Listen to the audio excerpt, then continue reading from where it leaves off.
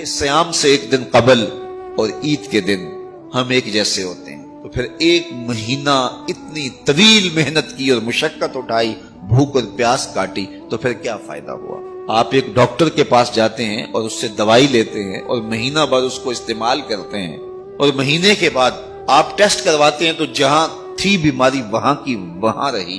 तो फिर दो बातें हैं, या तो डॉक्टर ने दवा ठीक नहीं दी या फिर आपने दवाई के साथ परहेज नहीं किया और जहां थे वहीं के वहीं खड़े रह गए।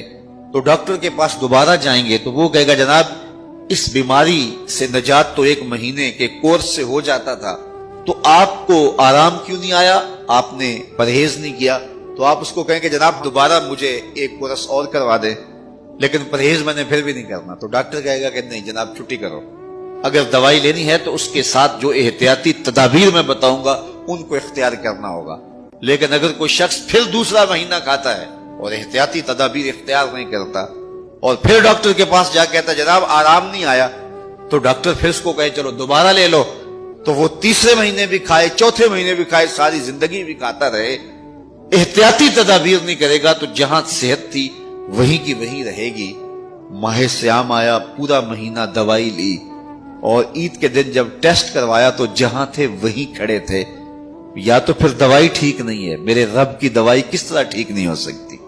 जब उसने कहा है तुम रोजे रखो मैं जमानत देता हूं तुम्हें तकवा मिलेगा, तो फिर तकवा नहीं मिला है तो फिर हमने रोजे की एहतियाती तदाबीर को इख्तियार नहीं किया है और इतनी तवील मसाफत काटी है, मुशक्कत काटी है, भूख काटी है, प्यास काटी है।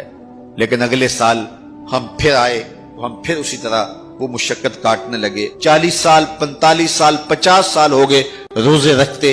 हर साल ये होता है कि 29 शाबान को जहां खड़े होते हैं 1 शव्वाल को भी वहीं खड़े होते हैं, तो फिर क्या फायदा इतनी मुशक्कत उठाने का।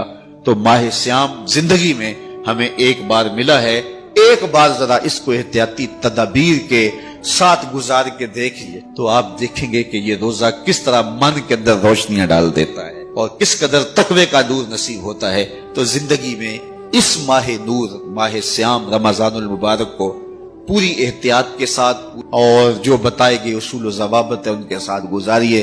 कहा जो झूठ और झूठे उमूर और काम नहीं छोड़ता उसके भूखा और प्यासा रहने की कोई जरूरत रब को नहीं है। वो रोजे के जरिए से तुम्हारी तहजीब नफ्स करना चाहता है, तुम्हारे मन को संवारना चाहता है, तुम्हारे अंदर की गलास्तें दूर करना चाहता है, लेकिन तुम उसको एहतियाती तदाबीर के साथ लेने के लिए आमादा नहीं हो तो काटते रहो, हर साल मुशक्कत काटते रहो।